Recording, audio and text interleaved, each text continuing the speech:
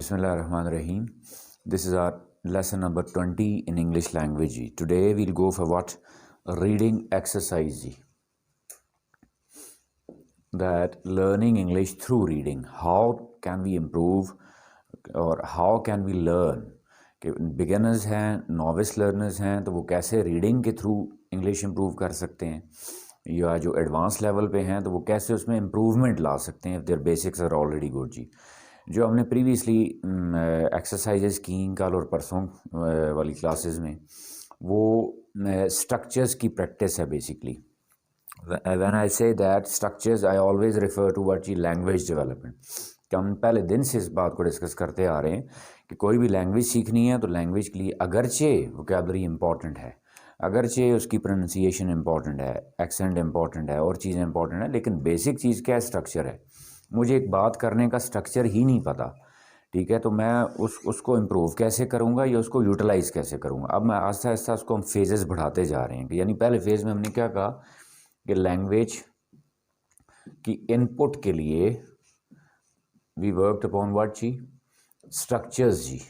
कि लैंग्वेज की input basically क्या होती है? वो स्ट्रक्चर्स है। मैंने जितनी सीखनी है, जितने ज़्यादा मुझे स्ट्रक्चर आएंगे उतनी मेरी लैंग्वेज इंप्रूव होगी। अब उन स्ट्रक्चर्स में बेसिक चीज़ हमने क्या डिस्कस की थी? हेल्पिंग वर्ब और वर्ब जी। कि यानी लैंग्वेज में जितनी वैरायटी में लाना चाह रहा हूँ, मुख्तलिफ सिचुएशंस पे बात करना चाह रहा हूँ, मल्टीपल किस्म की बात करना चाह रहा हूँ, तो उसके लिए मुझे बेसिक क्या चाहिए होता है? हेल्पिंग वर्ब और वर्ब जी। यानी मैं पानी पी रहा हूँ, खुद पी रहा हूँ, तो उसके लिए क्या हेल्पिंग वर्ब होगा? किसी और को पिला रहा हूँ तो फिर क्या होगा? ठीक है, उठना, बैठना, जागना, सोना, पास्ट इवेंट है, करंट इवेंट है, फ्यूचर इवेंट है, सिंपल रूटीन इवेंट है, या कॉन्टीन्यूटी है, या परफेक्शन है, या लॉन्ग कॉन्टीन्यूटी है, कोई भी है, सारों के लिए हमने ये कंक्लूड कर लिया था कि जो भी बात करनी है उसके लिए बेसिकली हमें क्या चाहिए? Helping verb. अगर नाउन प्रोनाउन थोड़ा आगे पीछे हो भी गया तो इतना फ़र्क नहीं पड़ता, ठीक है, कि बेसिक स्ट्रक्चर्स जो होता है ये कम्युनिकेट करने के लिए, बात कन्वे करने के लिए, वो हमें क्या चाहिए होता है? हेल्पिंग वर्ब और वर्ब। फिर इसके साथ हम ऐड करते चले गए जी कि भाई इसी हेल्पिंग वर्ब को सीखने के बाद उसकी मुख्तलिफ टाइप्स, मैं मुख्तलिफ टाइप्स कह रहा हूँ, सारी नहीं कह रहा, कि भाई बेसिकली जो स्ट्रक्चर करते हैं वो बेस करते हैं उन 24 पे। उन 24 के साथ हमने मॉडल्स ऐड कर दिए थे, ठीक है, वुड ऐड कर दिया, मे, माइट, कैन, कोड, मस्ट। फिर हम इन्फिनिटिव्स पे आ गए, सारी चीज़ें हम ऐड करते जा रहे हैं। उसमें फिर नाउन का रोल क्या था? हमने क्या कहा जी? सिंगुलर है तो वो इफेक्ट करेगा, प्लूरल है तो कुछ और होगा। Then we move towards word जी प्रोनाउन के केस की क्या इंपॉर्टेंस होती है? फिर एडजेक्टिव या एडवर्ब था, ठीक है, तो उनकी भी फिर हम कहें कि यार प्लेस इंपॉर्टेंट थी कि एडजेक्टिव नाउन से पहले आएगा या एडजेक्टिव नाउन के बाद आएगा। स्मॉल फार्मर और फार्मर इज स्मॉल में क्या फ़र्क था? ठीक है, ही ओनली अटेम्प्टेड टू क्वेश्चन या ही अटेम्प्टेड ओनली टू क्वेश्चंस में, या ओनली ही अटेम्प्टेड टू क्वेश्चंस में क्या फ़र्क होगा? वो फ़र्क इतना ही था कि चाहे एडजेक्टिव है चाहे वो एडवर्ब है, उसकी प्लेसमेंट हमने क्या की है। यानी जिसके लिए भी एडवर्ब इस्तेमाल हो रहा है उसके पहले रखा है या बाद में रखा है। एडजेक्टिव अगर नाउन के लिए इस्तेमाल हो रहा है तो उसके पहले रखा है या बाद में रखा है। फिर हमने कंजंक्शन की बात की कि भाई कंजंक्शन का क्या रोल था, ख़ास तौर पे इसमें जो को रिलेटिव कंजंक्शंस थी या कंपाउंड कंजंक्शंस भी जिनको हम कहते हैं, कि उन कंजंक्शंस का नॉट ओनली है तो उसके साथ बट ऑल्सो ही आएगा, ठीक है। अगर लेस्ट है तो उसके साथ स्ट्रक्चर शुड ही आएगा, मैं उसमें कोई अपना क्रिएट नहीं कर सकता।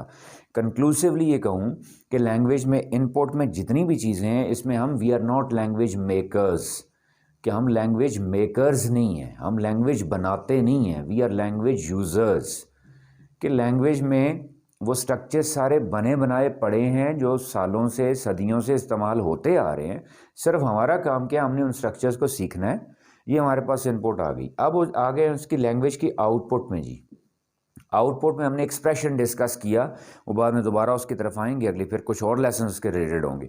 बीच में एक सेगमेंट देता इसलिए हूँ कि ताकि आप उसकी साथ साथ प्रैक्टिस करते जाएं। जिस तरह हमने ऐसे राइटिंग की आउटलाइन की प्रैक्टिस की थी कि आप उसको साथ साथ करते रहें। डेली एक टॉपिक उठाया, ठीक है, उस पर कुछ ना कुछ उसी आउटलाइन को माइंड में रख के, यानी वो टॉपिक है क्या, उसका पास क्या था, करंट क्या था, वो पॉजिटिव है, नेगेटिव है, तो अगर नेगेटिव है तो उसकी कॉजेज़ क्या हैं, उसके सोल्यूशंस क्या होंगे, जनरल में रिलीजियस ओपिनियन उसमें क्या थी, स्कॉलरली ओपिनियन क्या थी, फिर उसको कंक्लूड कैसे करना है, वो आप साथ साथ प्रैक्टिस आपने करनी है। यानी ये उस आउटपुट में ही आती है। उसी आउटपुट में ही आगे मैं एक उसको मज़ीद एक्सपेंड करूँ अगर, तो मैंने वैरायटी ऑफ स्ट्रक्चर्स तो सीख लिए, लेकिन क्या सिर्फ लैंग्वेज को पढ़ना ही काफ़ी है? पढ़ के समझना ही काफ़ी है, या सिर्फ उसको कि भाई आप मैं कहूँ सिंपली बोलना ही काफ़ी है? नहीं, उस बोलने में फिर वैरायटी में कैसे लाऊं, बोलने में मैं इफ़ेक्टिवनेस कैसे लाऊं, जिसको हम कम्युनिकेशन स्किल कह रहे होते हैं। यानी लैंग्वेज मुझे आ गई, लेकिन मैं 2-4 सादा जुमलों के अलावा लैंग्वेज को इफेक्टिवली यूज़ नहीं कर पा रहा, तो that is the failure of this class जी। कि जब हम लैंग्वेज क्लास कह रहे होते हैं तो लैंग्वेज क्लास में ध्यान में रखिएगा हमने इनपुट पे हम काम कर रहे हैं, ठीक है। साथ अब हम आउटपुट की एक्सरसाइज स्टार्ट कर रहे हैं, जिस तरह आज हम रीडिंग की एक्सरसाइज करेंगे। उसमें एक एलिमेंट क्या है, जब मैं कह रहा हूँ कि भाई मेरे बोलने में भी फिर क्या आए, वैरायटी आए, बोलने में भी क्या आए, इफेक्टिवनेस आए, बोलने में भी क्या हो, क्लैरिटी हो। ये अब सारी जो चीज़ें हैं, ये जो ट्रेड्स हैं, ये जो क्वालिटीज़ हैं एक्सप्रेशन की, ये जो क्वालिटीज़ हैं लैंग्वेज की, इनका बेस्ट टूल क्या होता है? Through listening and reading. जितनी अच्छी मैं रीडिंग करूँगा उतनी अच्छी लैंग्वेज मेरे अपने इस्तेमाल में भी आ जाएगी। जितनी अच्छी लैंग्वेज मुझे सुनने में मिलेगी उतनी अच्छी। अब सुनने वाला फिर मैं कहूँगा थोड़ा मुश्किल होता है कि सुन के रिटेन करना, ठीक है, सुन के उसको लैंग्वेज में लेके आना वो मुश्किल होता है। और मुश्किल मैं क्यों कह रहा हूँ कि भाई वो उसकी क्वांटिटी, अमाउंट लिसनिंग की क्या है। अगर वो 24 आवर्स लिसनिंग है तो दैट इज़ बेस्ट, वो तो फिर बेहतरीन हो गया।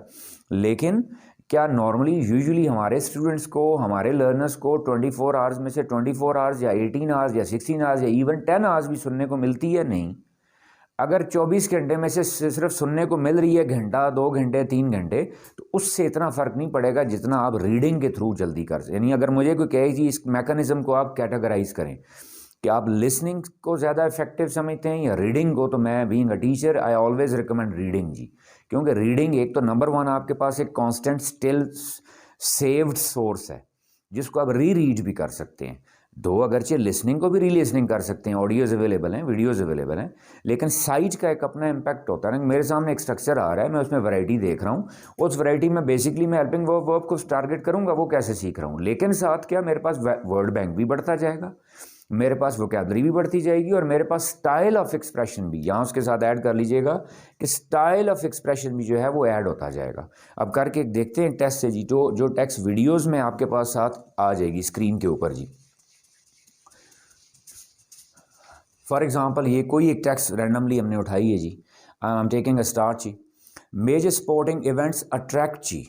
अब देखें, मैं जब भी कोई लाइन रीड करूंगा तो पहले मैं तरीका उसका बता दूं कि मैं I am not translating it, clear, कि मैं आपके लिए इसको ट्रांसलेट नहीं कर रहा। हम बेसिकली क्या सीख रहे हैं जी कि कॉम्प्रीहेंशन स्किल, हमने किस पे काम करना होता है? बेसिकली कॉम्प्रीहेंशन पे। कॉम्प्रीहेंशन क्या है जी? जिसको तफहीम कहते हैं, इफ़हाम कहते हैं, समझ बूझ कहते हैं, समझना कहते हैं। अब वो लफ्ज़ लिखे हुए तो हर किसी के सामने होते हैं, लेकिन कोई उन लिखे हुए लफ्ज़ों को भी समझ पाता है, कोई नहीं समझ पाता। कोई उसके डीप मीनिंग समझ पाता है, कोई सिर्फ सरफेस मीनिंग तक रह पाता है। अब ये करने का तरीका क्या है जी? चाहे वो किसी भी ज़ुबान में आप करें, मैं सिर्फ ये इंग्लिश के लिए ख़ास नहीं कर रहा, किसी भी ज़ुबान में।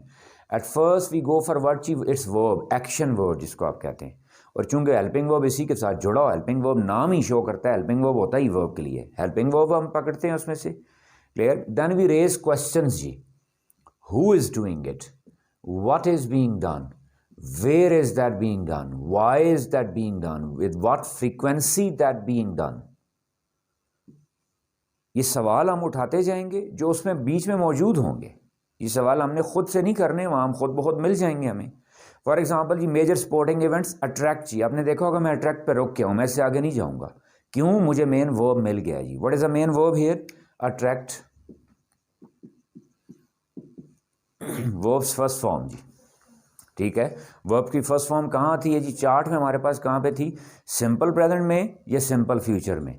अब सिंपल फ्यूचर में क्या था? इसके साथ विल शैल आता था। यहाँ विल शैल नहीं यूज़ हुआ, इसका मतलब ये क्या है? ये सिंपल फ्यूचर नहीं है। अब तो ये क्या, वर्ब की फर्स्ट फॉर्म इम्पेरेटिव्स में भी आती है, लेकिन वो सेंटेंस ही क्या होता है? शुरू होता है वर्ब की फर्स्ट फॉर्म से, उसमें उससे पहले सब्जेक्ट नहीं आता। मैं ये डिफरेंसेस बताता जा रहा हूँ जी, कि एक हमने क्या कहा, फर्स्ट फॉर्म किस में आती है? सिंपल प्रेजेंट में। एक किस में आती है? सिंपल फ्यूचर में। एक हमने कहा किस में आती है? इम्पेरेटिव में। सिंपल फ्यूचर में क्या होता है? साथ विल शैल पहले आता है कुछ ही। इम्पेरेटिव में क्या होता है? इससे पहले सब्जेक्ट नहीं होता जी, बल्कि वर्ब से स्टार्ट होता है। जिस तरह open the door, attract people, उसका मतलब होगा लोगों को अट्रैक्ट करो। दरवाज़ा खोलो, सिट डाउन, बैठ जाओ, वो एम्पेर, यानी अब ये क्या है, यहाँ पे इम्पेरेटिव है नहीं, इसका मतलब इम्पेरेटिव भी नहीं है, सिंपल फ्यूचर भी नहीं है, बल्कि क्या है, सिंपल प्रेजेंट का स्ट्रक्चर है जी। अट्रैक्ट करते हैं जी, वर्ब का मतलब, इसका मतलब क्या, मैं अट्रैक्ट करते हैं। देखिए मेरी ये वोकैबुलरी भी बढ़ रही है, क्लियर, स्ट्रक्चर भी बढ़ रहा है और एक टाइप ऑफ एक्सप्रेशन बढ़ रहा है। नाउ जी, हु अट्रैक्ट, कौन अट्रैक्ट करते हैं जी, मेजर सपोर्टिंग इवेंट्स। अब देखा आपने, हम नॉर्मली क्या करते हैं, एक लाइन है, how do we read it, हम उसको समझने की कोशिश करते हैं स्टार्ट से। यहाँ स्टार्ट नहीं है, हम पहले किस पे गए हैं, वर्ब पे, फिर वापस पीछे आए हैं हम, clear. Major supporting events attract करते हैं जी, किसे अट्रैक्ट करते हैं, पब्लिक अटेंशन, वेरी गुड जी। यानी क्या, आगे इसमें देखें क्या मिल रहा है हमें, ऑब्जेक्ट मिल रहा है कि सपोर्टिंग इवेंट्स जो हैं वो पब्लिक अट्रैक्शन, पब्लिक अटेंशन को अट्रैक्ट करते हैं जी। कहाँ पे करते हैं जी, at a local and global level. अब देखा आपने, कौन अट्रैक्ट करते हैं, किसे अट्रैक्ट करते हैं, कहाँ अट्रैक्ट करते हैं, मुझे उसके बीच में से क्वेश्चन मिल रहे हैं, क्लियर, लोकल और ग्लोबल लेवल पे जी, क्लियर। और कहाँ पे अट्रैक्ट करते हैं, in media too, in media too. देखिए मैं एक साथ कॉम्प्रीहेंड करता जा, मैं दोबारा वो सेंटेंस ना भी देखूं तो मेरे दिमाग में क्या आ गया कि दैट स्पोर्टिंग इवेंट्स जी attract people at local level, global level and in media. अब ये ख़ास तौर पे स्टूडेंट्स के लिए जी, वो जब कुछ चीज़ प्रिपेयर करते हैं, नोट्स हैं वहाँ से कुछ पढ़ रहे हैं, कुछ टेक्स्ट है वहाँ से कुछ पढ़ रहे हैं, क्लियर, उनके लिए इंपॉर्टेंट क्या है जी। अब बच्चों को मैंने देखा है वो क्या एग्जैक्ट ये लाइंस रटा मार रहे होते हैं, क्लियर, को क्या रटा कैसे मारेंगे, major sporting events, major sporting events, major sporting events attract, उनको ऐसी ज़रूरत नहीं है, they will simply pick up what चीज़। यहाँ मैंने तीन चीज़ें पिक की हैं, एक क्या मैंने वर्ब उठाया है, दूसरा मैंने कहा क्या जी वो कौन ये काम कर रहा है, am I क्लियर जी, फिर वो किस पे ये काम हो रहा है और कहाँ हो रहा है, मैं की वर्ड्स उठाता जा रहा हूँ।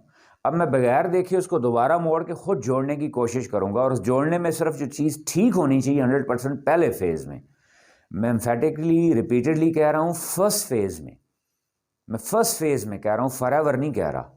अभी कोई एतराज़ अगर उठाए जी इसके मतलब है नाउन गलत लिखते हैं, प्रोनाउन गलत लिखते हैं, एडजेक्टिव गलत लिखते हैं, कोई अर्ज नहीं है। मैं कह रहा हूँ फर्स्ट स्टेप में हमने सिर्फ क्या करेक्ट करना है जी, वर्ब। तो वो वर्ब क्या था जी, अट्रैक्ट। कौन अट्रैक्ट करता है जी, for example the major sporting events भी मुझे नहीं याद है, ठीक, मुझे सिर्फ इतना याद है, स्पोर्ट्स जी, स्पोर्ट्स अट्रैक्ट, क्लियर, किसे अट्रैक्ट करती हैं जी, पीपल, ठीक है। अब वहाँ पे क्या था, पीपल अटेंशन, ना लिखूँ मैं अटेंशन, ना उड़ा दें उस वर्ड को, पीपल जी, कहाँ पे जी, एट। अब देखें साथ मुझे प्रेपोजिशन, जो अगला सबसे इंपॉर्टेंट एरिया जो हमने उसमें नहीं किया, मैंने उस वक्त कहा था कि हमने प्रेपोजिशन हमेशा किसके साथ लिंक करनी होती है, वर्ब के साथ जी, क्लियर, क्या जी, एट, और होती किसके लिए, नाउन या प्रोनाउन के लिए, लोकल एंड ग्लोबल लेवल जी, local and global level and media too जी। अब देखिए मुझे इसमें कुछ चीज़ याद करने की ज़रूरत है, रटा मारने की ज़रूरत है नहीं, मैंने इन्फॉर्मेशन निकाली और उसको सिर्फ लिंक कर दिया किसके साथ, स्ट्रक्चर के साथ जी। अगली लाइन देखें जी, a sense of national pride is generated जी, अगला स्ट्रक्चर क्या है, इज जनरेटेड। अब मैं इसको चेक कर लूँगा क्या है ये, इज आया है तो मैं क्लिक हो जाऊँगा, हेल्पिंग वर्ब है जी। आगे क्या है उसके बाद, इज जनरेटेड, कल हमने डिस्कस किया था जी, ये क्या है, वैसे क्या है, ये सिंपल प्रेजेंट का पैसिव है, सिंपल प्रेजेंट का पैसिव है। इसके साथ मिक्सअप कौन सी चीज़ होती है जो हमने कल डिस्कस की थी, इज एक्सपीरियंस्ड पार्टिसिपल जब आ जाए। अब यहाँ जनरेटेड पार्टिसिपल तो नहीं बन रहा, ठीक है, मैं चेक कर लिया, इसका मतलब क्या है, इज हेल्पिंग वर्ब है और ये क्या है, वर्ब है। यहाँ पे केयरफुल क्या रहना होता है, इसके साथ क्लैशिंग दूसरा या कंफ्यूजिंग स्ट्रक्चर कौन सा आता है, जिसमें एज खुद वर्ब बनता है और इसके बाद वाला क्या होता है, पार्टिसिपल। मैंने चेक कर लेना होता है कि कहीं ये वो वाला तो नहीं है, he is experienced, he is talented, उसमें क्या है, इज वर्ब होता है। लेकिन हमारे पास जो टेक्स्ट में स्ट्रक्चर आ रहा है इसमें इज वर्ब नहीं है, बल्कि इसमें इज क्या है, हेल्पिंग वर्ब है जी, और जनरेटेड क्या है, वर्ब है। और इज एम आर के बाद जब भी थर्ड फॉर्म आती है वो क्या होता है, सिंपल प्रेजेंट का पैसिव होता है जी। इज जनरेटेड यानी जनरेट किया जाता है, जनरेट होता है। क्या जनरेट होता है जी, ढूंढिएगा टेक्स्ट में से, वेरी गुड जी, a sense of national pride, एक sense of national pride generate होती है जी, क्लियर। कब जनरेट होती है जी, hearing your national anthem played. अब देखें यहां पे प्लेड क्या है आप जी, एडजेक्टिव बन रहा है, पार्टिसिपल है। क्लियर? हियरिंग क्या है जी, सुनते हुए, जिस तरह हम नहीं कहते चलते हुए, ठीक है। वाइल हियरिंग, या पीछे वाइल होता है, छोटा सा मेंशन कर लीजिएगा, हियरिंग के साथ ऊपर लिख लें, लेकिन उसको हम मेंशन नहीं करते, होता है लिखते में नहीं आ जाता, स्किप कर देते हैं। इस तरह नहीं कहते खाना खाते हुए बातें ना करें जी, खाना खाते हुए, देखें एक स्ट्रक्चर सीख रहा हूं मैं। डोंट स्पीक वाइल ईटिंग, ठीक है। काम करते हुए मुझे कॉल ना करें जी, don't call me while working. am I clear जी? तो यहां पे अब क्या बना, काम सुनते हुए, क्या सुनते हुए जी, नेशनल एंथम जी। अब आगे प्लेड, फिर कंफ्यूज नहीं होना कि मैं कहूं जी प्लेड, तो यहां पे क्या है, वर्ब की सेकंड फॉर्म है, वर्ब की सेकंड फॉर्म। लेकिन हम पढ़ चुके हैं कि क्या है कि वर्ब की सेकंड और थर्ड फॉर्म एडजेक्टिव का रोल प्ले करती है, कि मैं इसको चेक कर लूं कि ये वो तो नहीं है, और उसको हम क्या कहते हैं, पार्टिसिपल। अब ये एडजेक्टिव किसके लिए बन रहा है, एंथम के लिए, कि जब चलाया जा रहा होता है जी। फॉर एग्जाम्पल कब जी, कब जी, for example competitors start a match. अब देखेंगे sentence within a sentence आ गया जी, जिसको हम क्लॉज कह रहे होते हैं। अभी हम फ्रेजेस क्लॉजेस का मैंने डिस्कस नहीं किया, डिटेल में नहीं जाऊंगा, हल्का सा सिर्फ कॉन्सेप्ट देना चाह रहा हूं। बाज़ का हमारा एक मेन सेंटेंस होता है लंबा जी, जिसमें अंदर एक मेन वर्ब असल ये वाला होता है। अब सम टाइम उसके अंदर छोटे छोटे और सेंटेंसेस भी होते हैं, हो सकता है उसकी जो नाउन क्लॉज है उसके अंदर फिर वर्ब आ रहा हो, ऑब्जेक्ट, उसके ऑब्जेक्ट जो बन रहा है फिर नाउन क्लॉज है, यहाँ फिर वर्ब आ रहा हो। बाज़ का ऐसा होता है छोटे छोटे सेंटेंसेस मिल के एक सेंटेंस बन रहा होता है, क्लियर, जिससे हमारी लर्निंग नहीं हो पा रही होती। क्लियर? उसको अब यहीं पे छोटा सा डिस्कस कर लूं कि अब अगर कोई group of words, group of,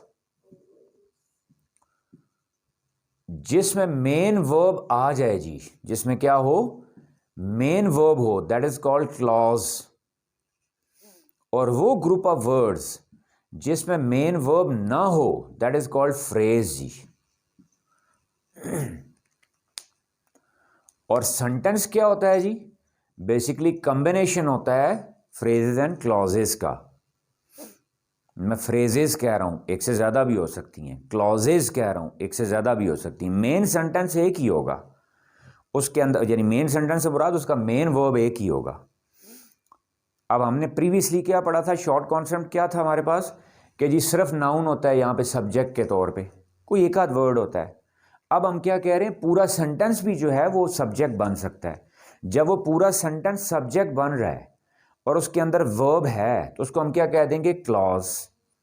पूरा सेंटेंस ऑब्जेक्ट बन रहा है, उसके अंदर वर्ब है, तो उसको क्या कह देंगे, क्लॉज। और अगर वर्ब नहीं है तो क्या कह देंगे, फ्रेज। am I क्लियर जी? यहां पे हम क्या कह रहे थे, कंपेटिटर्स स्टार्ट अ मैच। अब फिर स्टार्ट वर्ब आ गया, नहीं आ गया? वो क्या कहता है कि जी हमें क्या फील होता है जी, प्राइड इज जनरेटेड जी। क्या जनरेट होती है, प्राइड इज जनरेटेड। कब, व्हेन। ये आगे एडवर्बियल फ्रेज बन गई, नहीं बन गई? क्लियर? मैं अभी फ्रेजेस क्लॉजेस डिस्कस नहीं की, इसलिए डिटेल में नहीं जा रहा, हल्का सा टिप दे रहा हूं यहां पे। कब जी वो सेंस ऑफ प्राइड कब जनरेट होती है जी? फॉर एग्जांपल जब क्या होता है, they start a match, match start करते हैं तो उस वक्त क्या होता है, नेशनल एंथम इज प्लेड। अब चंक्स जोड़ते जा रहे हैं आप, अंडरस्टैंडिंग डेवलप हो रही है, नहीं हो रही? या दूसरी सूरत में क्या, और आर प्रेजेंटेड जी, जब पेश किया जाता है, फिर सिंपल प्रेजेंट का पैसिव है या नहीं है, आर प्रेजेंटेड, पेश किया जाता है। किसे जी, किसे पेश किया जाता है? ढूंढे, ऐसी लाइन में मौजूद है, पीछे जाएं फिर वापस लाइन में देखें पीछे, कंपेटिटर्स जी। देखें दो बातें हैं, एक बात क्या है, कंपेटिटर्स स्टार्ट अ मैच, और दूसरी बात क्या है, competitors are presented. Are you getting my point जी? इसको कहते हैं तफहीमी सलाहियत, इसको कहते हैं कॉम्प्रीहेंशन स्किल।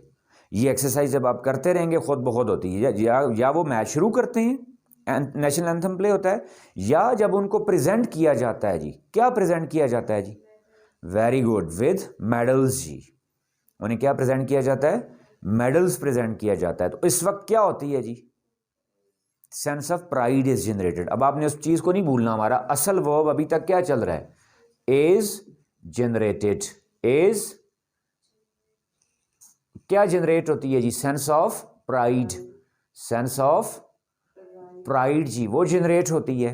कब जनरेट होती है, आगे डिटेल देते जा रहे हैं जी, कि when players start a match and anthem is played, और when players are presented with medals, clear. और आगे क्या है जी, दिस थिंग इनकरेजेस, अगला वर्ब क्या मिल रहा है आपको जी, इनकरेजेस।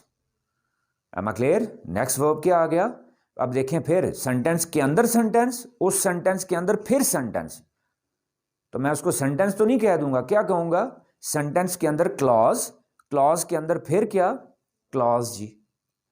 इनकरेजेस जी, और ये चीज इनकरेज करती है क्या, a sense of belonging. Clear जी। पहले उसने क्या कहा, sense of pride is generated जी when players start a match and anthem is played, फिर when players are presented with medals and all this thing जी। अब मैंने दोबारा लिखना हो तो मुझे ज़रूरी है मैं इसको इकट्ठा जोड़ के ही लिखूं सारे को, मैं छोटे छोटे सेंटेंस में कट कर दूंगा ना इसको। ये राइटिंग किसने दी है जी, एक प्रोफेशनल राइटर ने।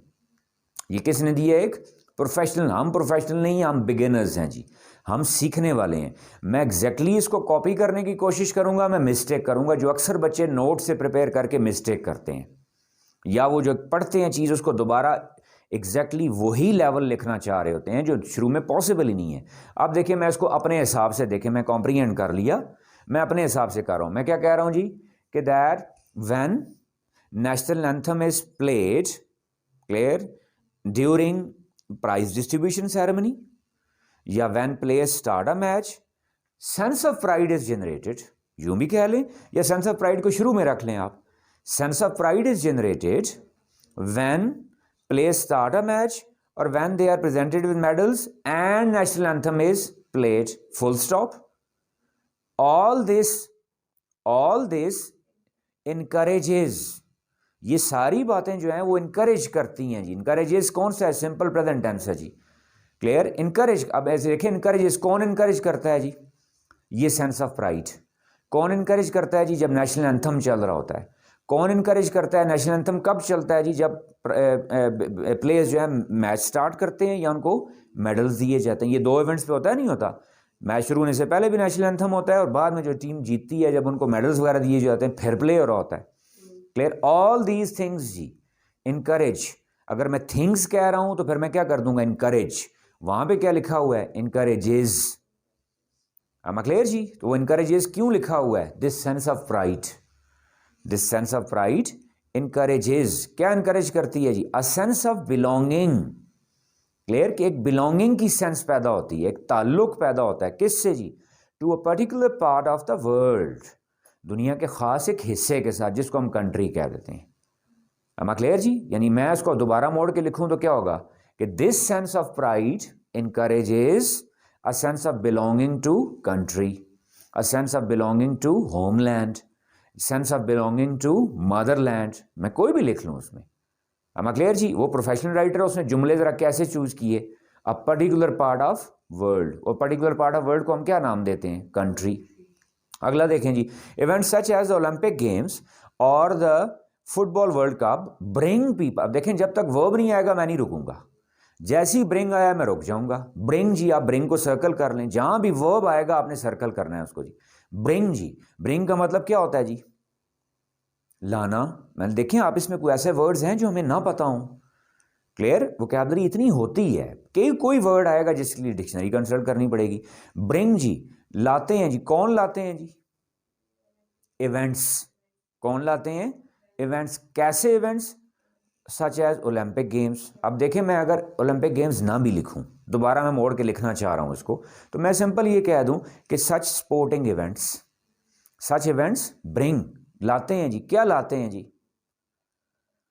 पीपल, लोगों को लाते हैं। कहां पे लाते हैं जी, टुगेदर, इकट्ठा। यानी क्या मतलब, ब्रिंग पीपल टुगेदर। या मैं इसको यूं कर लूं कि such events gather people.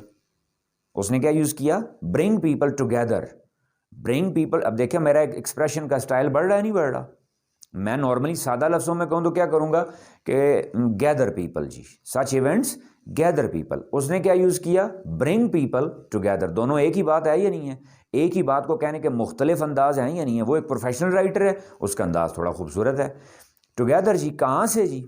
From different nations. Clear? और क्या वो ऐसे क्या आते हैं वहाँ पे? कंपेटिटर्स। अब देखिए सवाल उठते जा रहे हैं कि मुख्तलिफ लोग वहाँ जमा होते हैं, जमा क्या एज ए क्या होते हैं? कंपेटिटर्स, मुकाबिल, एक दूसरे के मुकाबिल। स्पेक्टेटर यानी एक कंपेटिटर्स के तौर पे आते हैं जो खिलाड़ी होते हैं। बाकी जो लोग हैं वो क्या आते हैं? स्पेक्टेटर्स। स्पेक्टेटर्स क्या? तमाशाई। And some time even heads of states. अब देखें 3 बातें उसने की, मैं उसको जोड़ लूंगा कि such events gather people clear in form of competitors, spectators and even heads जी। अब मेरी बात में और उसकी बात में कोई फ़र्क है? नहीं। मैंने क्या, मैं लर्नर हूँ, मैं बिगिनर हूँ, मैंने सिंपल वर्ड्स में कह दिया उसको। मैंने सिर्फ वहाँ से क्या चीज़ उठाई है जी? वर्ब। और जो इंपॉर्टेंट फॉर्म वर्ब क्या उठाया? Bring together. मैंने उसको किस में कन्वर्ट कर दिया? गैदर में। टेंस वही यूज़ कर रहा हूँ, उसने क्या यूज़ किया? Simple present. आगे आए जी, इट इज़ रीअश्योरिंग। अब देखें जी फिर, इज रीअश्योरिंग। अब हमने इस के बाद आईएनजी पढ़ा था, क्या होता है? Simple continuous. क्लियर? इस के बाद आईएनजी किसके लिए था? Simple continuous. लेकिन अब इसके बाद यहां जो आईएनजी आ रहा है ये किसके लिए आ रहा है? जेरंड के लिए। जिस तरह अभी पिछली एग्जांपल में हमने क्या किया था कि इसके बाद थर्ड फॉर्म आई थी तो हमने क्या कहा था? वो क्या है? पार्टिसिपल। वो क्या था? पार्टिसिपल। क्यों? वो एडजेक्टिव बन रहा था। वो क्या बन रहा था? एडजेक्टिव बन रहा था। अब इसको देखें, इट इज रीअश्योरिंग। अब यहां रीअश्योरिंग के लिए आप मिसाल समझने के लिए लिख लें, इट इज अ बुक। अब वर्ब जब इज वर्ब बन रहा है और आगे ये जो है ये ऑब्जेक्ट बन रहा है तो ये फिर ऑब्वियसली क्या है? जेरंड है ना। यानी वर्ब है लेकिन रोल किसका प्ले कर रहा है? नाउन का। यानी रीअश्योरिंग यहां पे ऑब्जेक्ट है और ऑब्जेक्ट क्या होता है? नाउन या प्रोनाउन। तो रीअश्योरिंग चूंकि ओरिजिनल नाउन नहीं है बल्कि वर्ब से नाउन बना है, तो ऐसा नाउन जो वर्ब से बने उसे हम क्या कहते हैं? जेरंड।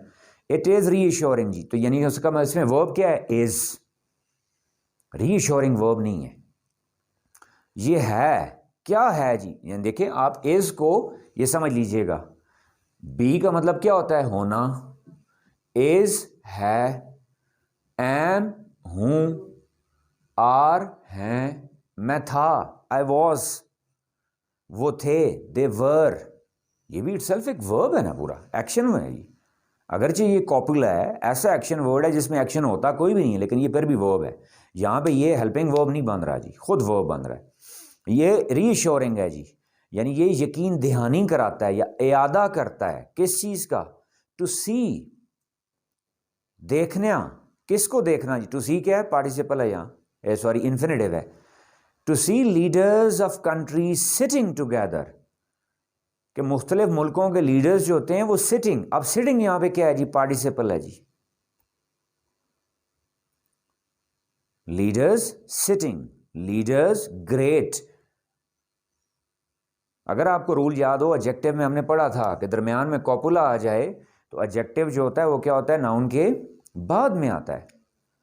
ये पार्टिसिपल है, वो क्या होता है? बाद में भी आ जाता है। तो लीडर्स इकट्ठे बैठे हुए चैटिंग। ठीक है, फिर देखें क्या? लीडर्स सिटिंग और दूसरा क्या? Leaders chatting. Leaders sitting participle, chatting participle, बातें करते हुए स्माइलिंग और पार्टिसिपल, वॉचिंग फिर पार्टिसिपल, व्हेन अदरवाइज जबकि इसके बरक्स जो है, their names have been linked. अभी देखिए मैंने सिर्फ वर्ब चंक्स निकालता जा रहा हूं, फिर इनको जोड़ूंगा। Their names have been linked, have been linked क्या है? ये परफेक्ट का पैसिव आ गया, नहीं आ गया? हैव बीन के बाद थर्ड फॉर्म आ गई, दो के लिए होती है जी। या परफेक्ट का पैसिव भी होता है और परफेक्ट कॉन्टिन्यूस का पैसिव भी होता है। अब यहां दोनों मीनिंग बन सकते हैं जी, कि उनके नाम्स लिंक किए जाते रहते हैं, ये भी ठीक है। या उनके नाम लिंक किए जा चुके हैं, किसके साथ जी? टू हॉस्टिलिटी, नफरत के साथ, एंड सस्पिशन और शक के साथ। टुवर्ड्स वन अनदर, एक दूसरे के लिए। अब ज़रा देखें जी, मैं चंक्स को दोबारा जोड़ता हूँ। अब मैंने क्या कहा जी, इट इज़ रीएश्योरिंग। क्या चीज़ रीएश्योरिंग है जी? अब आगे देख लें, सारी जितनी भी बात है वो सारी इसी की डिटेल है जी। कि मैं उसको आसान कर देता हूँ कि different leaders clear sit together who are otherwise enemies या who are otherwise linked with enmity and suspicion. यही मतलब बने नहीं बने इसके, कि कहता है ये चीज़ बड़ी रीअश्योरिंग है, ये एक इयादा करती है एक नज़रिए का, इयादा करती है एक हमें यकीन का कि भाई वो लीडर्स जो आम तौर पे एक दूसरे के क्या होते हैं, दुश्मन समझे जाते हैं या एक दूसरे को शक की निगाह से देखते हैं, मैच के दौरान क्या होते हैं, वो इकट्ठे बैठे होते हैं, खुशगपियाँ कर रहे होते हैं। देखें वहाँ से वर्ड्स में निकालता जा रहा हूँ, सिटिंग बैठे होते हैं, चैटिंग गप्पे मार रहे होते हैं, स्माइलिंग मुस्कुरा रहे होते हैं, एंड वॉचिंग मैच और मैच देख रहे होते हैं। अब प्रोफेशनल राइटर ने लिखा तो इतना लंबा सेंटेंस है जी, मैं उसको शॉर्ट करूं तो कैसे शॉर्ट कर लूंगा मैं, कि that it is reassuring to see the leaders sitting, chatting, smiling and watching match who are otherwise considered, who are considered, उन्होंने क्या यूज किया, who have been linked, who have been linked with what ji, enmity and suspicion. Are you getting my point जी? इसका कोई फायदा हो रहा है, समझ आ रही है इस चीज की? Getting that? अगली लाइन देखें जी, आगे क्या हो जाएगा उसमें। अच्छा जी, hosting such sporting events earns, अगला वर्ब क्या आ गया जी, earns।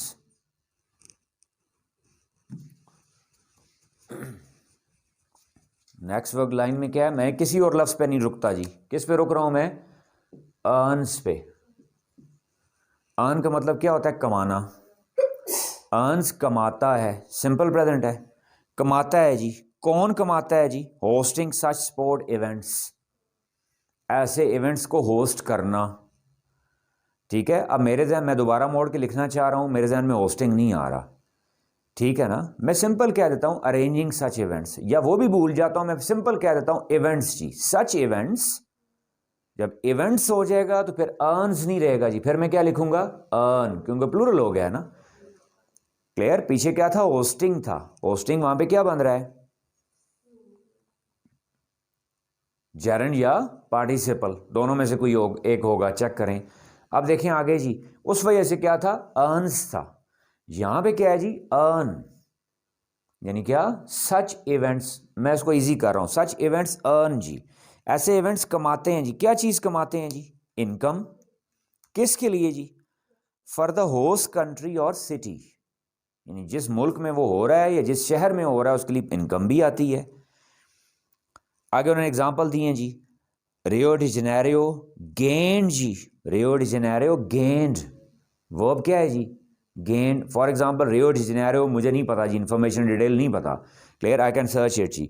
मैं सिर्फ अभी इसको क्या समझ रहा हूँ, ये कोई क्या है, कंट्री है या सिटी है, कंट्री है या सिटी है। उसने गेंड जी, गेंड क्या आ गया, वर्ब की सेकंड फॉर्म आ गई नहीं आ गई।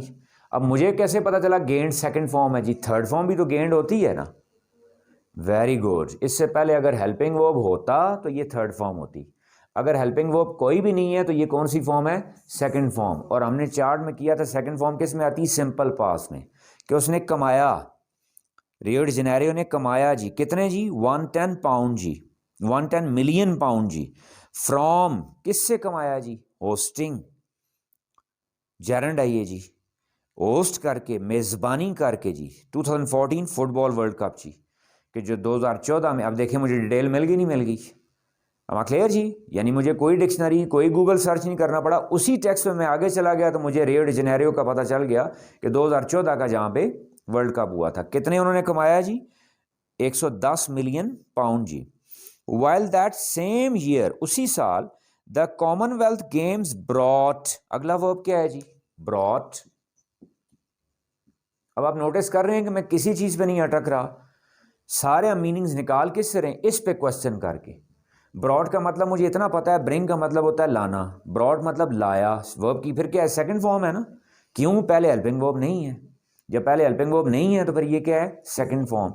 यानी ही टॉट, उसने मुझे पढ़ाया, ही ब्रॉट, वो मेरे लिए लाया, एम आई क्लियर जी? ही गिफ्टेड, उसने मुझे गिफ्ट किया। मैं साथ वो दिमाग में स्ट्रक्चर भी रिवाइज करता रहूँगा। ब्रॉट जी, वो लाया, कौन लाया जी? Commonwealth games. कौन लाया? Commonwealth games. कब लाया जी? चूंकि सेम ईयर का है तो अभी पीछे जिक्र आ गया 2014, 2014 में जी। क्या लाया जी? 100 मिलियन पाउंड जी फॉर गैल्सगो जी। कितने पाउंड्स हो गए अब? 100 मिलियन। अब क्लियर जी? यानी इन्फॉर्मेशन साथ साथ मैं करता जा रहा हूँ। यानी 2014 में रियो डी जेनेरियो के कितने मिले? 110 मिलियन। और किसको मिले जी? गैल्सगो को कितने मिले जी? 100 मिलियन। किस चीज़ से जी? स्पोर्ट्स, जिसको हम क्या कह रहे होते हैं? फजूल काम है जी। यानी उन्होंने इतना उससे इनकम जनरेट की, किससे? स्पोर्ट्स से। ये अब आपको इंप्रेशन दे, मुख्तलिफ पॉइंट्स दे रहे हैं। अब पहला पॉइंट मैंने क्या ध्यान में रखा जी कि स्पोर्ट्स का एक फ़ायदा उसने क्या बताया था कि मुख्तलिफ मुल्कों के लोग जो एक दूसरे के नॉर्मली दुश्मन होते हैं, स्पोर्ट्स में वो भी क्या हो जाते हैं? इकट्ठे। दूसरा फ़ायदा क्या बता रहा है जी? स्पोर्ट्स से क्या होता है कि भाई इनकम भी होती है। Are you getting my point? मैं पॉइंट ध्यान में रखता जा रहा हूँ। अगला देखें जी, दीज इवेंट्स कैन मार्क जी। अगला स्ट्रक्चर आ गया जी, कैन मार्क। मॉडल आ गया जी। कैन का हमने यूजेज पढ़ा हुआ था जी। कैन किस लिए यूज होता है जी? कैन के बाद देखें वर्ब की फर्स्ट फॉर्म आ गई, एक्टिव है। मार्क कर सकता है, निशान लगा सकता है। अभी मैं इतना ही समझ रहा हूं, निशान छोड़ सकता है। मार्क का मतलब क्या होता है? निशान लगाना। मैं डिटेल में नहीं जाऊंगा। कौन निशान लगा सकता है जी? दीज इवेंट्स, कि ये इवेंट्स निशान लगा सकते हैं, निशान छोड़ सकते हैं। किस चीज के जी? The culmination of years of preparation जी। ठीक है, कल्मिनेशन, जो जत जाना जिसको कहते हैं, कल्मिनेशन यानी दैट इन्वेस्टमेंट या एफर्ट्स या हार्ड वर्क जी। Hard work of preparation, perhaps gruelling daily training जी। Gruelling, hard tough daily training. कहता है अब क्या, देखिए एग्जैक्ट मीनिंग मेरे पास कोई भी नहीं आ रहे, आई एम अ बिगिनिंग। मैं क्या कर रहा हूं? Can mark. क्लियर? कि ऐसे इवेंट्स जो हैं वो मार्क करते हैं किस चीज को? अभी तक जो मुझे समझ आई, आगे क्या? टफ वर्क को, प्रिपरेशन को, हार्ड वर्क को। कैन मार्क हार्ड वर्क जी। So participants gain immeasurable satisfaction जी। अब क्या कैन मार्क से मुराद क्या हो गया जी? कैन शो, कि ऐसे इवेंट्स शो करते हैं बड़ी एफर्ट्स को, बड़ी प्रिपरेशन को। क्यों जी? पार्टिसिपेंट्स गेन, पार्टिसिपेंट्स गेन, फिर पार्टिसिपेंट्स गेन करते हैं जी। पार्टिसिपेंट्स गेन करते हैं, फिर सिंपल प्रेजेंट का स्ट्रक्चर है या नहीं है? ठीक है, कहते हैं ऐसे इवेंट्स शो करते हैं बड़ी एफर्ट्स को। क्लियर? क्यों? कि पार्टिसिपेंट्स गेन करते हैं, क्या गेन करते हैं जी? Immeasurable satisfaction just from being there. सिर्फ वहां हो के भी उनको सेटिस्फैक्शन मिलती है। किसके थ्रू जी? उस एफर्ट के थ्रू, उस प्रिपरेशन के थ्रू। am I clear? अब देखें, दो मेरे पास वर्ब आए थे। एक क्या आया था? Can mark. दूसरा वर्ब क्या आया है? गेन। क्लियर? यानी एक सेंटेंस के अंदर इसका मतलब दो क्लॉजेज आ गई हैं। अब मैं कॉम्प्रीहेंशन स्किल इंप्रूव कर रहा हूं कि these events can mark immeasurable preparation, hard work, efforts, so that participants gain. अब यहां पार्टिसिपेंट गेन, इसके साथ थोड़ा सा जोड़ लें जी, मे गेन,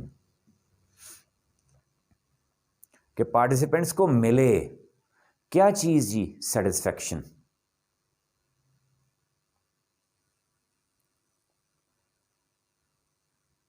अब इसको मैं अपने वर्ड्स में दोबारा मोड़ के लिखना चाह रहा हूं, तो मैं आसान कर लूं तो कैसे करूंगा कि सच इवेंट्स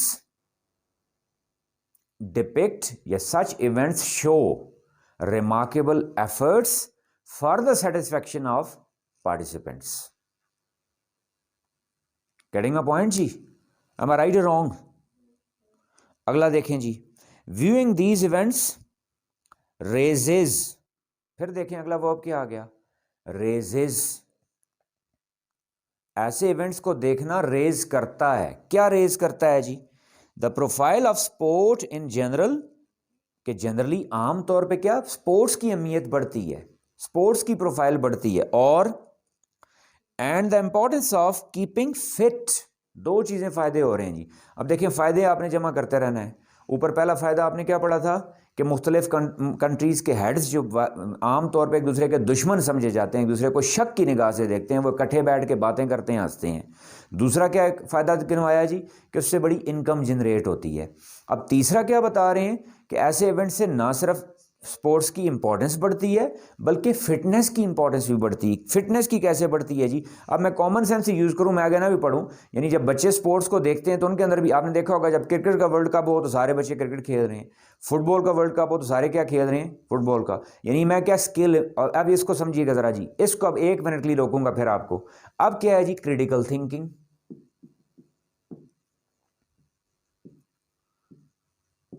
क्रिटिकल थिंकिंग, ख़ास तौर पे जी humble request to all the teachers जी, कि जब अगर मैं उसको तर्जुमा करके तशरीह करके छोड़ दूंगा तो ये क्रिटिकल थिंकिंग नहीं होती।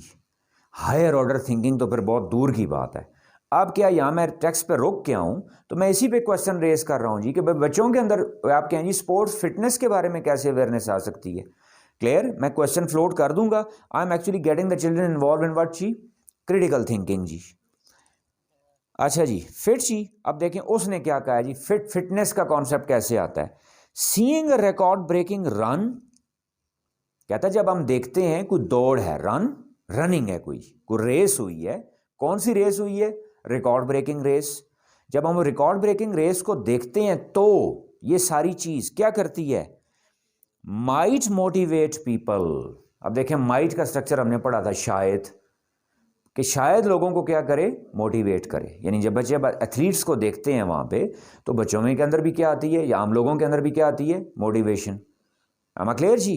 अब आपको पॉइंट समझ में आ रहा है? अब मैं इसको दोबारा लिख रहा हूँ तो कैसे कर रहा हूँ, मैं क्या कह रहा हूँ जी, कि that these events, clear, not only promote what जी sports but also promote what? Concept of fitness. For example जी, मैं देखिए सेंटेंस रोक दूंगा। For example, when we see an athlete running, clear, it gives us motivation, it gives us motivation जी। इसी तरह उसने क्या कहा है? Not necessary to think they can emulate this success. Emulate, copy, mimic, enhance, कि ना सिर्फ उसको देख के हमें ये लगता है कि हम भी ये कर सकते हैं, बल्कि but to join a running club, हम क्या मोटिवेट होकर रनिंग क्लब ज्वाइन कर सकते हैं, और take out a gym membership. Clear? अब इसमें स्ट्रक्चर्स कितने मैं अलग निकालता जा रहा हूं अब जी। अब देखें क्या जी, कैन इम्यूलेट, पहला स्ट्रक्चर क्या आया? इम्यूलेट करना, कैन इम्यूलेट, वही कैन वाला स्ट्रक्चर जी। Can copy, can enhance, can mimic, कि ना सिर्फ वो गेम्स को होता हुआ देख के लोगों के जहन में आता है कि वो भी ये कर सकते हैं। यानी अगला बंदा दौड़ के रेस जीता है तो बच्चों के दिमाग में आता है मैं भी बड़ा होकर एक रेसर बन सकता हूँ, एथलीट्स बन सकता हूँ। क्रिकेटर अच्छा परफॉर्म कर रहा है तो लोगों को क्या मोटिवेशन मिलती है? वो भी अच्छे क्रिकेटर बन सकते हैं। कोई अपनी फिटनेस शो कर रहा है तो उनके दिमाग में भी मोटिवेशन आती है कि they can keep themselves fit जी। सिर्फ ये होता है। और साथ इसके देखें आपके क्या नॉट और बट का स्ट्रक्चर भी आया। हमने क्या पढ़ा था? नॉट ओनली बट ऑल्सो, ना सिर्फ ये बल्कि ये, पूरा स्ट्रक्चर ये है। अब वहां आपको एक और वैरायटी मिल गई सिर्फ नॉट और बट की भी। क्लियर? ना सिर्फ देख के हम इम्यूलेट करते हैं, we can emulate, but also हम वो भी कर सकते, क्या कर सकते हैं? But also join, but also join, कि हम ज्वाइन कर सकते हैं किस चीज को जी? रनिंग क्लब को। और क्या जी? ज्वाइन अ जिम, और join a gym. Are you getting my point जी? ये देखें मैंने स्ट्रक्चर क्या निकाला यहां से, नॉट बट। मेरे पास ऑलरेडी मेरे स्ट्रक्चर बैंक में क्या था? Not only but also. अब मैं इसी को यूज करके इसको इसी बात को दोबारा लिखूं तो कैसे लिखूंगा कि these events not only encourage us to emulate, but also to join membership of some physical fitness club. am I clear जी? अब समझ में आ रही है बात की? अब इस तरह टेक्स्ट आसान होगा नहीं होगा, समझना भी आसान होगा और मेरी प्रैक्टिस भी हो रही है। बजाय मैं 50-100 पेजेस पढ़ने के, अगर इस तरह एक पैराग्राफ भी मैं डेली कर लूँ, क्लियर, उसका निचोड़ निकाल कर, जहाँ आपने देखा होगा मैं, मेरा मेनली फोकस किस चीज़ पे है? स्ट्रक्चर्स पे। आज के मेरी एक्सरसाइज में कितने स्ट्रक्चर आए आपने देखा होगा? प्रेजेंट के बार बार आए हैं, परफेक्ट का भी आया है, हैव बिन वाला, क्लियर, फिर कैन का स्ट्रक्चर भी आया है, माइट का स्ट्रक्चर भी आया है, और नॉट ओनली बट ऑल्सो। अगर मैं कहूँ तो 5 स्ट्रक्चर हमने आज इस 2 पैराग्राफ से निकाल लिए हैं। तो अगर आप इमेजिन करें आप कि अगर एक पैराग्राफ से 2-3 स्ट्रक्चर्स की आपकी प्रैक्टिस होती रहे, this is the real exercise for that जी। क्या वो जितना हमने स्ट्रक्चर्स किए थे, ठीक है, मुझे बार बार कहा जा रहा था कि जी साथ उनकी एक्सरसाइजेज भी, तो उसकी exercise I was waiting for this moment जी, कि ये एक्सरसाइज असल ये वाली है। इसी तरह अब आप लिसनिंग से भी इसको निकाल सकते हैं। एक वक्त ऐसा आता है जब आप, अब देखें, अब यहाँ स्लो है, टेक्स्ट है मेरे सामने पड़ा हुआ है, मैं मुड़ के फिर उसको देख सकता हूँ, ईजिली कर सकता हूँ। जब ये रीडिंग के थ्रू ये एक्सरसाइज इतनी एफिशिएंट हो जाए, ठीक है, इतनी प्रैक्टिस हो जाए, फिर लिसनिंग से ऑटोमेटिकली ये not only but also can, may, might structure automatically आपकी प्रैक्टिस में आते जाएंगे। और हमने क्या कहा था कि जो चीज़ नोटिस में आ जाए वो प्रैक्टिस में आ जाती है जी, इस चीज़ को नहीं भूलना जी। I am thankful to you, I got this statement from you जी, कि जो चीज़ नोटिस में हो वो प्रैक्टिस में आ जाती है। In this matter you are my teacher जी। That's all for today ji.